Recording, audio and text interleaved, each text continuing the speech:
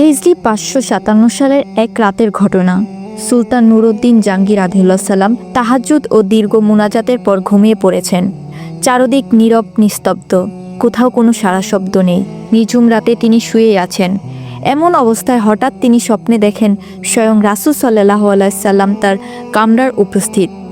তিনি কোনো ভূমিকা ছাড়াই দুজন নীল চক্ষু বিশিষ্ট লোকের দিকে ইঙ্গিত করে বলছেন, নুরউদ্দিন মাহমুদ, এরা আমাকে বিরক্ত করছে, এই দুজন থেকে জলদি আমাকে মুক্ত করো।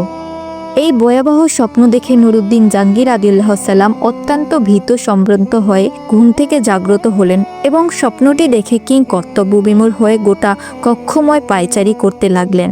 সাথে সাথে তার মাথায় বিভিন্ন প্রকার চিন্তা ঘুরপাক খেতে লাগলো। হৃদয় রাজ্যে ভিড় জমল হাজারো রকমের প্রশ্ন, কিভাবে কাজ করতে পারি। তিনি ভাবলেন, আল্লাহর রাসূল সাল্লাল্লাহু আলাইহি সাল্লাম তো এখন কবরে জীবন্ত আছেন, তার সাথে অভিশপ্ত ইহুদিরা এখন কি ষড়যন্ত্র করতে পারে, কি হতে পারে তাদের চক্রান্তের স্বরূপ। তারা কি রাসূল সাল্লাল্লাহু আলাইহি সাল্লামের কোনো ক্ষতি করতে চায় কি পরজীবনেও তার সাথে ষড়যন্ত্র লিপ্ত হতে। আমাকে দুজন ইহুদির চেহারা দেখানো হলো কেন? শয়তান তো আল্লাহর নবীর অবয়বে আসতে পারে না, তাহলে কি আমি সত্যি স্বপ্ন দেখেছি? এসব ভাবতে ভাবতে সুলতান অস্থির হয়ে পড়লেন। তিনি অজু গোসল ছেড়ে তাড়াতাড়ি 2 রাকাত নামাজ আদায় করলেন। তারপর মহান আল্লাহর দরবারে কুন্দনরত অবস্থায় অনেকক্ষণ মোনাজাত করলেন। সুলতানের এমন কেউ ছিল না যার সাথে তিনি পরামর্শ করবেন, আবার এই স্বপ্নও এমন নয় যে যার তার কাছে ব্যক্ত করবেন। অবশেষে আবারও তিনি শয়ন করলেন। দীর্ঘ সময় পর যখনই তার একটু ঘুমের ভাব এলো, সঙ্গে সঙ্গে এবারও তিনি প্রথমবারের মতো নবী করিম সাল্লাল্লাহু আলাইহি সাল্লামকে স্বপ্নে দেখলেন। তিনি তাকে পূর্বের ন্যায় বলছেন, নুরউদ্দিন মাহমুদ, এই দুজন থেকে আমাকে মুক্ত করো। এবার নুরউদ্দিন জাহাঙ্গীর রাদিয়াল্লাহু সাল্লাম আল্লাহ আল্লাহ বলতে বিছানা থেকে উঠে বসলেন।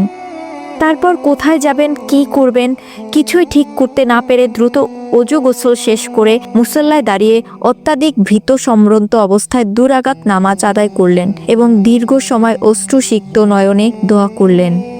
রাতের অনেক অংশ এখনও বাকি। সমগ্র পৃথিবী যেন কি এক বিপদের সম্মুখীন হয়ে নিঝুম হয়ে আছে। কি এক মহা বিপর্যয় যেন পৃথিবীর বুকে সংঘটিত হতে যাচ্ছে।